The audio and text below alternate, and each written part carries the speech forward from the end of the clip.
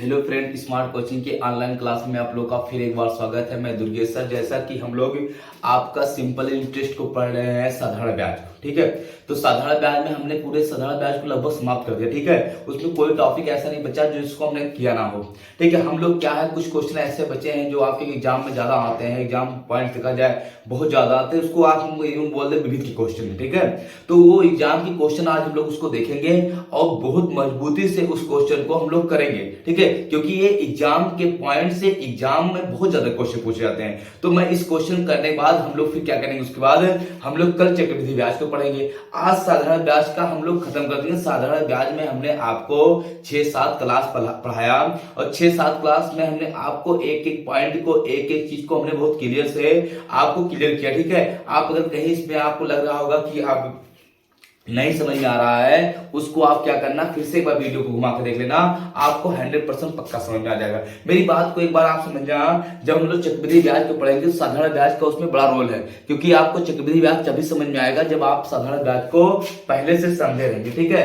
तो अब हम लोग क्वेश्चन पे चलते हैं और लोगों से बता दीजिए क्लास स्टार्ट हो गई है। क्लास में वो लोग आए और अपना क्लास को लें अच्छे से, ठीक है। नहीं तो कि क्लास मिस हो जाएगी, क्लास छूट जाएगी तो उनको दिक्कत होगा, ठीक है। लोगों को आप वीडियो से ज्यादा शेयर कर दीजिए, लोगों को बताइए कि सर की क्लास स्टार्ट हो गई है, आप लोग क्लास ऑनलाइन आ जाइए, ठीक है। यहाँ पे देखना लाइव क्लास में, आप लोग लाइव क्लास में देख रहे होंगे कि हम लोग जितने आराम आराम से एक एक टॉपिक को क्लियर कर रहे हैं। अगर अभी कोई आगामी जैसे कोई वैकेंसी दिख नहीं रही, ठीक है, तो जो आगामी वैकेंसी ना होने की वजह से हम लोग का कोई ऐसा टारगेट नहीं है कि जो उसी के हिसाब से जल्दी जल्दी पढ़ा जाए, ठीक है। लेकिन हम लोग स्लो मोशन में उसको मैथ को बड़े अच्छे से सीख रहे हैं, इसलिए क्योंकि टाइम हम लोग के पास है। देखना, टाइम ऐसे महत्वपूर्ण चीज होता है कि जो जाने के बाद वापस आता नहीं है। तो हम लोग अगर टाइम को सेव करना है, टाइम को बैलेंस करना है, टाइम को हम लोग को कहीं पे आपको रखना है, जैसे बैलेंस को रखते हैं, तो एक काम करना है कि आपके एक एक समय, एक एक पल को आप अगर पढ़ाई में लगाते हैं, एक एक क्वेश्चन को सीखते हैं, एक नई नई चीज आप सीख के रखते हैं, 100% बता रहे हैं, वो आपका एक हिसाब से बैंक बैलेंस ही हो रहा है, ठीक है। तो अभी जो आगामी कोई वैकेंसी इस तरह नहीं दिख रही है जो हमको टारगेट किया जाए। आपका केवल एसएससी का एक है, सीजीएल का, ठीक है, और अब आपका आ गया सीटेट आ गया। ये दोनों के अलावा आगामी कोई वैकेंसी या कोई पेपर आप नहीं है ना, तो आपका केंद्र का है, ना ही कोई रेलवे का है, ना ही कोई राज्य सरकार का है, जिससे टारगेट करके हम लोग बहुत जल्दी से कोई चीज को समाप्त कर लें। इसीलिए हम लोग स्लो मोशन में पढ़ रहे हैं और स्लो मोशन में पढ़ रहे हैं, एक एक टॉपिक को बड़ा क्लियर करते जा रहे हैं। ये हम लोग को बेनिफिट तब देगा जब हम लोग की वैकेंसी आएगी। तो ये याद रखना, ये पढ़ाई, आज की पढ़ाई आपको वहां पे काम आने वाली है जहां अभी आपका दिमाग पहुंच नहीं पा रहा, ठीक है। तो वो चीज जब आपको वहां पे मिलेगा तो लगेगा हाँ, हमने जो पीछे मेहनत की, जो पीछे हमने अपना टाइम लगाया, मतलब कि उसमें और मेहनत किया, वो मेहनत तब रंग लाएगी जब वैकेंसी आएगी, ठीक है। लोग तब एक्टिव होते हैं, आप पहले से एक्टिव रहेंगे और पहले से एक्टिव होने से आपको बहुत बेनिफिट मिलने वाला है। हम लोग क्या करते हैं, आप क्वेश्चन करते हैं। आज हम लोग साधारण ब्याज को समाप्त कर देंगे, कल चक्रवृद्धि ब्याज को पढ़ेंगे, ठीक है। और देखते हैं, सब टाइम ज्यादा ना लेते हुए क्वेश्चन आपका देखना कितना बढ़िया दिया है। क्वेश्चन में कुछ है नहीं, बस क्वेश्चन आपको एक बार करना है। देखना, आप खुद कर लें क्वेश्चन को। कह रहा है किसी राशि का 8 वर्षों का साधारण ब्याज 2880 रुपए है, 3 वर्ष बाद धन को दुगना कर दिया जाता है, तो 10 वर्षों का साधारण ब्याज कितना होगा। क्वेश्चन देखो कितना बढ़िया, समझ में आ रहा है कुछ।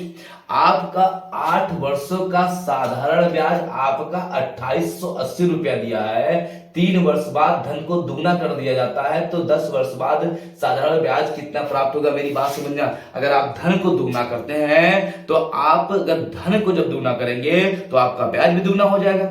मेरी बात को समझना, पहले देखना है, कुछ करना नहीं है, आप हम लोग अपने टेक्निक से करते। क्वेश्चन को देखना, आपका 8 वर्ष का ब्याज दिया है 2880 रुपए। कितना दिया है, 2880 रुपए, दिख रहा होगा साहब। तो 1 वर्ष का निकाल लेते हैं, ब्याज कितना होगा। तो 1 वर्ष का ब्याज जो होगा वो होगा 8 त्रिक 24 और बचा 8 त्रिक 24 हो गया, 4 बचा 48 हुआ और 8 छक 48, कितना आ जाएगा, 360 रुपए आ जाएगा। 1 वर्ष का देखो ब्याज आएगा कितना, 360 रुपए। 10 वर्ष का ब्याज निकालना है, तो मेरी बात समझना, 3 वर्ष प्लस क्या, 7 वर्ष, 3 वर्ष प्लस 7 वर्ष कितना हो गया आपका 10 वर्ष हो जाएगा। तो कितना 3 प्लस 7 वर्ष कितना हो जाएगा आपका हो जाएगा कितना 10 वर्ष हो जाएगा। कितना हो जाएगा आपका 10 वर्ष हो जाएगा।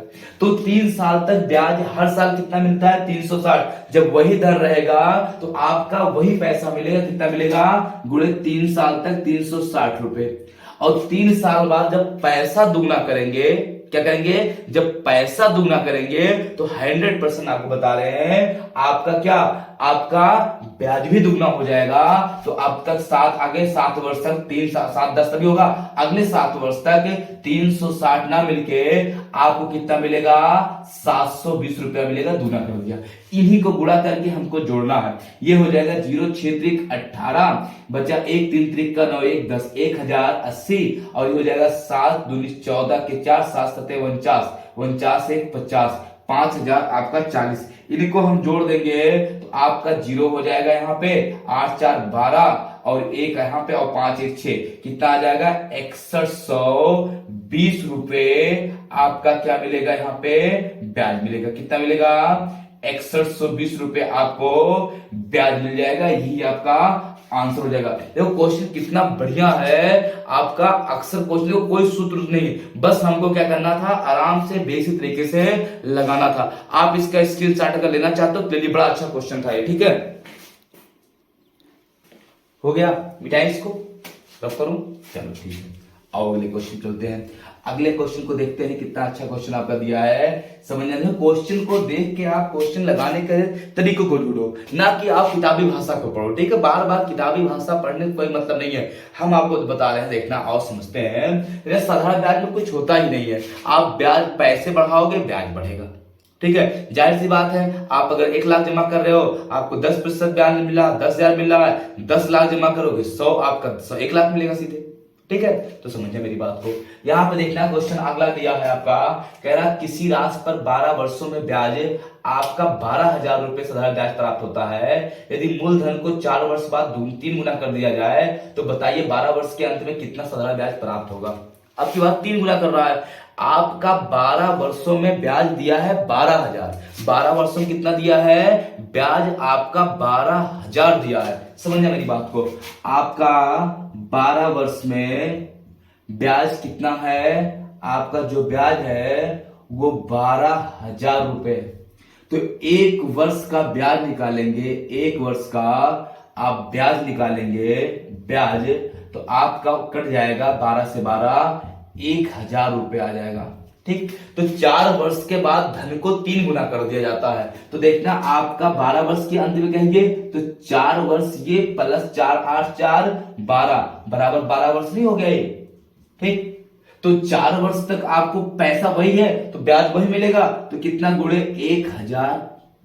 आगे आप 3 गुना करेंगे तो आपका ब्याज भी कितना हो जाएगा 3 गुना हो जाएगा 3,000। समझ में आ रहा ना। तो ये कितना हो जाएगा 4,000 रुपए और प्लस 1 8 3 24 कितना हो जाएगा आपका 24,000 रुपए। ये 4 24 कितना आपका हो जाएगा 28,000 रुपए क्या मिलेगा केवल ब्याज के रूप में आपको मिलेगा जब आप 4 साल बाद धन को 3 गुना कर देंगे। बात समझ में आ रही है क्वेश्चन को। क्वेश्चन में कुछ नहीं है, जैसे आप क्वेश्चन पढ़ेंगे आपको क्वेश्चन समझ में आ रहा होगा। कहीं ऐसा नहीं कि जो आपको क्वेश्चन में कहीं ऐसा हो कि जो समझ में आ रहा होगा। ये देखना आपका 12 वर्ष का ब्याज 12,000 है तो 1 वर्ष का ब्याज 1,000 हो जाएगा काटने पर। आपका 4 वर्ष तक ब्याज वही मिलता है तो 4 वर्ष तक जब ब्याज मिलेगा वही तो 1,000 रुपये ब्याज तो 4 गुणे 1,000 तो 4,000 हो जाएगा। और फिर कह रहा आपका 4 वर्ष बाद 12 वर्ष के बाद ना आगे 8 वर्ष तक आपको ब्याज मूलधन 3 गुना करेंगे तो ब्याज भी 3 गुना हो जाएगा। तो जब ब्याज 3 गुना हो जाएगा तो आपका 3,000 हो जाएगा। 8 3 24 24 4 28,000 रुपए आपका क्या हो जाएगा पूरा का पूरा आपको ब्याज मिलेगा। बात समझ में आई। स्क्रीनशॉट अगर आपको लेना है तो क्वेश्चन की स्क्रीनशॉट ले लीजिए। क्वेश्चन बहुत अच्छा है।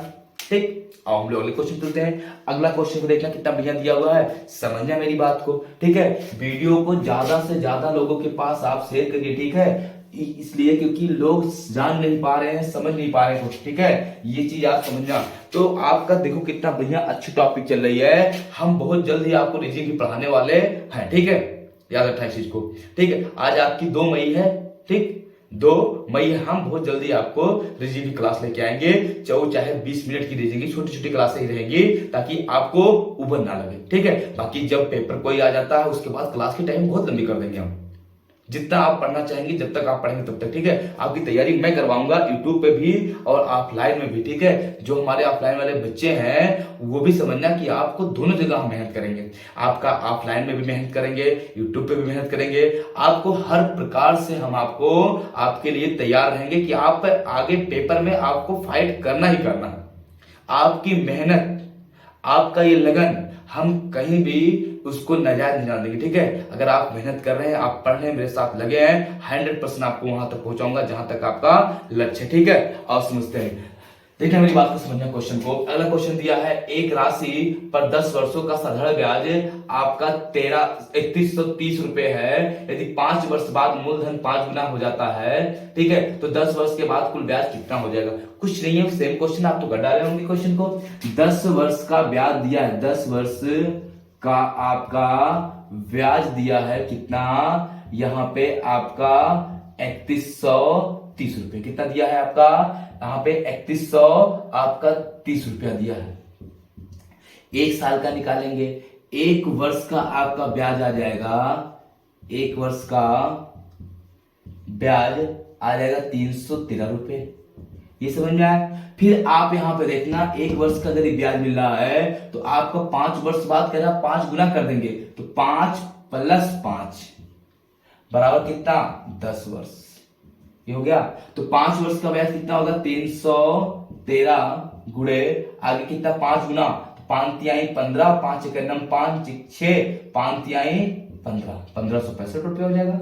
अब ये गुणा करेंगे 5, आपका वही आएगा 1565 प्लस पंचम 25, 5 6 30, 2 32, 3 पंचम 25, 25 3 28, 5 एक 5 2 7। ये जोड़ेंगे आपका आएगा 0, 6 2 8 1 9, 8 5 13, 13 के 3, 7 1 8, 8 1 9, कितना आ जाएगा आपका 9390 रुपए आपका क्या होगा, ये आपका 10 साल का ब्याज आ जाएगा। कितना आ जाएगा आपका 9390 रुपए 3 साल का आपका ब्याज आ जाएगा। कोई दिक्कत किसी को नहीं होगी, ठीक है। इस चीज को आप स्क्रीनशॉट कर लेना चाहते हो ले लीजिए। फिर अगले क्वेश्चन चलते हैं, स्क्रीनशॉट ले लीजिए आप जल्दी से। आ गया, चलो आओ हम लोग अगले टॉपिक चलते हैं। अगले क्वेश्चन को बड़े अच्छे से देखते हैं, समझते हैं क्वेश्चन, ठीक है। इसको मिटा रहे हैं, हम टॉप कर रहे हैं। अगला क्वेश्चन देखना कितना अच्छा आपका दिया है, कितना प्यारा सा क्वेश्चन है। केवल थोड़ा सा समझना, नहीं तो आप क्वेश्चन को बेसिक में ले जाएंगे, इतना बड़ा हो जाएगा कि पेपर में आप कोई क्वेश्चन लेके बैठे रह जाएंगे।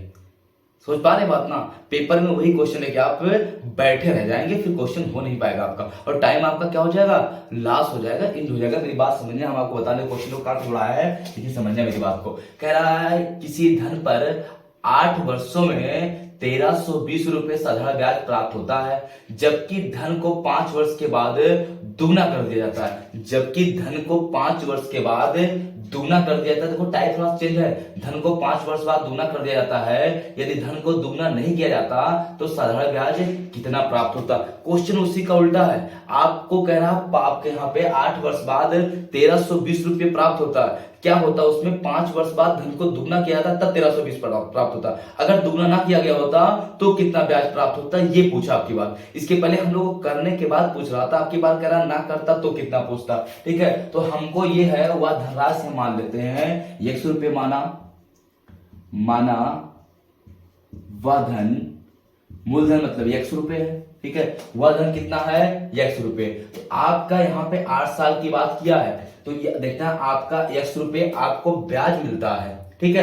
तो आपका यहाँ पे 5 साल तक धन क्या मिलता है, 5 साल तक कोई वो नहीं, तो 5x प्लस आपका आगे 3 साल के लिए 5 3 8, देखो 8 वर्ष नहीं हो गया, 5 8 वर्ष, ठीक है। तो हम मानते हैं वो आपको पहले ब्याज कितना मिलता था, 100 रुपये मिलता था, ठीक है। तो 5 वर्ष तक कितना मिलेगा x है, और आपका अगले 3 वर्ष तक आपको दुगना धन करेंगे तो पैसा भी दुगना हो जाएगा, ब्याज भी 2x।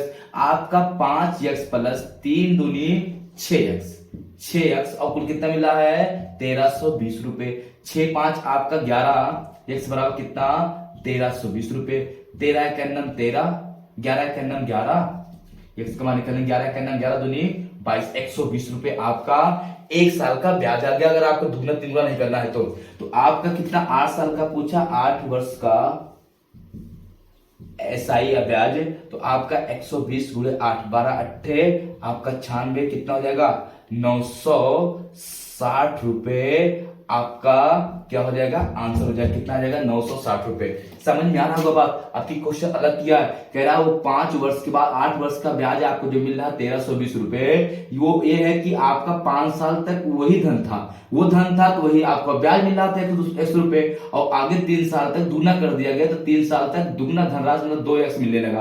तो हमको ये आपका 960 रुपया ब्याज था 1320 रुपया मिल रहा है, जब 5 वर्ष बाद धन को दुगना किया गया, तो ये हमने क्या किया, इसको गुणा कर लिया, x का मान निकाल लिया, x का मान आ गया कि आपको 120 रुपया प्रति वर्ष मिल रहा है, तो आपका 8 वर्ष बाद 960 रुपया, अगर 3 वर्ष बाद दुगना ना किया गया होता तो। बात समझ में आई? स्क्रीनशॉट आप लेना चाहते हो ले लीजिए, ठीक है। क्वेश्चन कुछ है क्या? कुछ नहीं है, मिटाए इस क्वेश्चन को, चलो आओ समझते हैं, ठीक है। क्वेश्चन देखना, आपको क्वेश्चन में ऐसा नहीं है कि कोई टॉपिक समझ में आए, ये सब क्वेश्चन एग्जाम में देखा जाए तो बड़े अच्छे क्वेश्चन होते हैं जो खुद की माइंड से लगा सकते हैं। ये जरूरी नहीं कि आप पढ़े, लेकिन आप खुद अगर सोचना चाहेंगे तो कोई रूल नहीं है, आप खुद लगा सकते हैं, ठीक है। अगला क्वेश्चन देखो दिया आपका है, किसी धन पर 9 वर्षों में 5600 रुपये साधारण ब्याज प्राप्त होता है, जबकि धन को 4 वर्ष के बाद दुगना कर दिया जाता है। यदि धन को दुगना नहीं किया जाता तो साधारण ब्याज कितना प्राप्त होगा। अब की 9 साल की बात किया है और कितने 4 साल बाद दुगना किया जाता है, तो हम मान लेते हैं आपका माना धन कितना मिलता है। आपका अगर धन कुछ जमा किया है मूलधन, तो आपको धन माना धन कितना मिलता है प्रति वर्ष, आपका 100 रुपए। तो आपका 9 साल की बात किया है, तो 4 प्लस कितना 5 बराबर कितना 9 वर्ष हो जाएगा, ठीक। तो 4 वर्ष तक वही मिलेगा आपका x, और 4 वर्ष बाद दुगना किए तो आगे 5 वर्ष बाद 2x, ये हो जाएगा 4x प्लस 5 दूनी 10x बराबर कितना आपका दिया है पैसा, यहाँ पे आपका 5600 बता रहा है, 5600, ठीक है। ये 4 5 आपका 14, x बराबर आपका 5600, ठीक। 4 आपका 4 14 चौका 56, x बराबर आप कितना आ जाएगा 400 आ जाएगा। आपका 9 साल का पूछा है, तो वह धन आपका सीधे 9 साल का ब्याज आएगा, 9 वर्ष का एसआई या ब्याज आ जाएगा 400 गुणे 9, 9 चौक 3600 रुपए आ जाएगा। कितना आ जाएगा आपका 3600 रुपए आपका ब्याज प्राप्त होगा, अगर वो दुगना ना किया गया होता तो। कोई दिक्कत किसी को? स्क्रीनशॉट ले लीजिए आप, ठीक है। और हम लोग अगले क्वेश्चन चलते हैं। अगला क्वेश्चन देखना, थोड़ा सा टाइप अलग है लेकिन बड़ा अच्छा क्वेश्चन है, कि केवल क्वेश्चन को तुमको सही से समझना है, ठीक। आओ समझते हैं लोग, इसको मिटा रहे, ठीक है। देखना जो अगला क्वेश्चन है थोड़ा सा बड़ा अच्छा क्वेश्चन है, आप इस चीज को देखना, समझना क्वेश्चन को बड़े अच्छे से। क्वेश्चन देखो कितना अच्छा दिया, बस हम लोग एक टाइप से लगाएंगे, बड़ा अच्छा क्वेश्चन रेशियो में इस तरह से लगाऊंगा, सबसे जल्दी आएगा, नहीं तो आप फंस जाएंगे क्वेश्चन में। बड़ी देर तक क्वेश्चन बड़ा टाइम ले लेता है, ये सब क्वेश्चन टाइम टेकिंग क्वेश्चन बोले जाते हैं, ठीक है। लेकिन आपको मैं बता रहा हूं, देखना कितना बढ़िया से समझना। आपका बोला है एक पिता ने 50,000 रुपए की धनराशि को 5% प्रतिवर्ष ना, आपका 5% प्रतिवर्ष के साधारण ब्याज के दर पर अपने 2 बेटों के नाम इस प्रकार जमा किया कि 18 वर्ष की आयु होने पर दोनों को समान राशि प्राप्त हो, यदि उनकी वर्तमान आयु 12 साल आपका, और यहां पे दिया है आपका 12 साल और 13 साल हो ना आपका, तो पूछा है वर्तमान में छोटे बेटे के नाम कितनी धनराशि जमा किया। यहाँ पे क्वेश्चन कुछ नहीं है, ये आपका ये बताया है कि छोटे बेटे के नाम कितनी धनराशि जमा की। एक बेटा उनका 12 साल का है, आपका दूसरा कितने साल का है, आपका यहाँ पे आपका 13 साल का है, ठीक है। आपको कुछ नहीं करना है, केवल अब सॉरी 13 साल का, हाँ देखा, यहाँ पे कुछ नहीं करना, बस आपको इनको बांटना है। समझना मेरी बात को, क्वेश्चन में देखना समझना। जो क्वेश्चन आपका दिया वो 13 नहीं वो 14 है, ठीक है, हमने 13 उसको बोल दिया। एक छोटा बच्चा 12 साल का है, बड़ा वाला 14 साल का है, ठीक है। आपका देखना 50,000 रुपए की धनराशि है, 50,000 रुपए की धनराशि को 2 बालकों में 2 बच्चों में बांटना है, और एक छोटा वाला 12 साल का है, बड़ा वाला 14 साल का है। वो 5% ब्याज की दर से बैंक देता है। ऐसे उनके पैसे को जमा करना है कि वो 18 साल के हो जाए तो उनको समान धनराशि मिले। ये ना हो कि वो बोले कि मैं 18 साल का हुआ तो मुझे इतना मिला, आपको पापा ने इतना दिया, दिया। ठीक है, आप दोनों 18 साल के होंगे तो आपको बराबर धनराशि मिलेगी। ये चीजें उन्होंने बांट के जमा कर दिया 5% ब्याज की दर पर। 12 साल वाला भी 18 साल का होगा 6 साल बाद, उसको भी उतनी धनराशि मिलेगी जितना 4 साल बाद आपका बड़ा वाला होगा उसको भी धनराशि मिलेगी। ठीक है, और मैं समझाता हूँ, अगर बेसिक आप करेंगे इसका बहुत लंबा सॉल्यूशन हो जाएगा और जो कि व्हाइट बोर्ड पे एक बार नहीं 2 बार में आएगा। लेकिन हम लोग इसको एक बहुत अच्छे मेथड से करते हैं, रेशियो मेथड से। समझना मेरी बात को। आप क्वेश्चन देखेंगे बुक में बहुत बड़े बड़े होते हैं, लेकिन हम बता रहे हैं ये आपका पहला पुत्र हो गया, ये पुत्र पहला हो गया फर्स्ट, और ये पुत्र इनका सेकंड हो गया सेकंड। ठीक है, तो कुछ ना करना है, यहाँ पे 100 प्लस R2 इंटू T2 1 कर लेना T2। ठीक, अनुपाते यहाँ पे 100 प्लस R1 इंटू T1 कर लेना। बस इसी अनुपात में पैसे को हमको क्या करना है, बांटना है। जो इनका अब पहले का मिलता था वो दूसरे कर देंगे, जो दूसरे मिल रहा वो पहले कर देंगे। अच्छा मेरी बात को यहाँ पे समझना, 100 रहेगा आपका प्लस यहाँ पे R2 R1 आपका दोनों कितना दिया है, 5% दिया है, तो ये आपका कितना 5। और आप मेरी बात समझना, यहीं पे गौर करना है। ठीक है, यहीं पे आपको क्या करना है, थोड़ा सा आपको गौर करना है। यहाँ पे अनुपात, यहाँ पे क्या लिखना बता रहे हैं, यहाँ पे 100 प्लस आपका 5 गुणे, यहाँ पे देखना छोटा वाला T2 है तो T2 टाइम मतलब ये बड़े वाले छोटा बच्चा निकाल रहे हैं, लेकिन बड़े वाला बच्चा आपका देखना यहाँ पे एक 12 साल का है और एक 14 साल का है, तो 18 साल का होना है। तो ये आपका कितने साल बाद होगा, आपका होगा ये आपका 6 साल बाद। ये कितने साल बाद होगा, आपका 4 साल बाद। तो ये आपका छोटा वाला है और ये बड़ा वाला है, लेकिन T2 क्या, ये T2 इसको मानेंगे और T1 हम इसको मानेंगे। ठीक है, तो T2 क्या आएगा आपका यहाँ पे 4 और T1 कितना आएगा आपका यहाँ पे 6। ये 4 पंचे 20, आपका 100 प्लस आपका 20 यहाँ पे हो जाएगा, या सीधे ले लो 100 आपका हो जाएगा कितना, 4 पंचे 20, 100 कितना 120, और ये हो जाएगा 5 छक 30, कितना हो जाएगा 130। ये 0 कट गया। अब 12:13 के अनुपात में पैसा को हमको बांटना है, 12:13 के अनुपात में पैसा को बांटना है। तो आपका पूछा है छोटा बच्चे का ना, कह रहा आपका यहाँ पे छोटे बच्चे को वर्तमान में छोटे बेटे के नाम कितनी धनराशि जमा की, तो 12:13, 12-13 25, कुल आपका 25 शो कर रहा है। यहाँ पे ना करके थोड़ा सा इधर कर दे, दोनों बांट देंगे लोग। 25 शो कर रहा है, देखना 25 शो कर रहा है 50,000 को। 1 शो करेगा आपका 5 दूनी 10, कितने को 2000, कितना शो करेगा आपका यहाँ पे 2000 को शो करेगा। तो हम क्या करेंगे, यहाँ पे 2000 जब शो कर रहा है तो इसको नाम हो जाएगा गुणे 2000, इसके नाम गुणे हो जाएगा 2000, तो ये हो जाएगा 12 दूनी 24,000 और ये हो जाएगा 13 दूनी 26,000। तो आपका किसका पूछा है, छोटे वाले का पूछा है, तो आंसर कितना हो जाएगा आपका 24,000 रुपए छोटे वाले के नाम जमा किया। क्वेश्चन देखो कितना अच्छा था, आपको समझ में आ रहा होगा। क्वेश्चन में कुछ है नहीं, ठीक, समझ में आ गया नहीं, किसी को डाउट हो पूछो, बोलो आ गया, स्क्रीनशॉट ले लीजिए आप। ठीक, स्क्रीनशॉट आप ले सकते हैं, क्वेश्चन कुछ नहीं था। ठीक है, देख लीजिए आप, थोड़ा सा टाइम लेके क्वेश्चन कुछ, चलो आगे और समझ में, स्क्रीनशॉट आपने ले लिया और हम लोग अगले क्वेश्चन चलते हैं। ठीक है, एक क्वेश्चन आपको और देते हैं। ये सब क्वेश्चन देखो बहुत बड़े होते हैं, लेकिन हम लोग रेशियो मेथड से कर रहे हैं, बहुत छोटे क्वेश्चन कर दे रहे हैं। ठीक है, आप अगले क्वेश्चन देखना, ऐसे क्वेश्चन आपके पेपर में अक्सर आते रहते। ठीक है, ऐसे जो क्वेश्चन है आपके पेपर में अक्सर, समझ है मेरी बात को। ठीक है, अगला क्वेश्चन जो दिया है उसको देखना क्या कह रहा है, कह रहा कोई व्यक्ति आपका 37,500 रुपए की राशि को अपने दो अपने पुत्र पुत्री में जो क्रमशः 12 वर्ष तथा 14 वर्ष की आयु के हैं इस प्रकार बांटना चाहता है कि प्रत्येक को 18 वर्ष के होने पर 5% वार्षिक ब्याज की दर से समान धनराशि प्राप्त मिले, प्रत्येक का भाग बताइए। तो देखो क्वेश्चन वही है, बांटना केवल पैसे का बंटवारा थोड़ा सा अलग हो गया, पैसा है लेकिन वही चीज है। देखना आपका ये हो गया इनका पुत्र और ये हो गया इनकी पुत्री। पुत्र कितने साल का है, 12 साल का। पुत्री कितने साल की है, आपका 14 साल की। कितने की है, 14 साल की। 18 साल का होना है। ये कितने साल बाद होगा, 6 साल।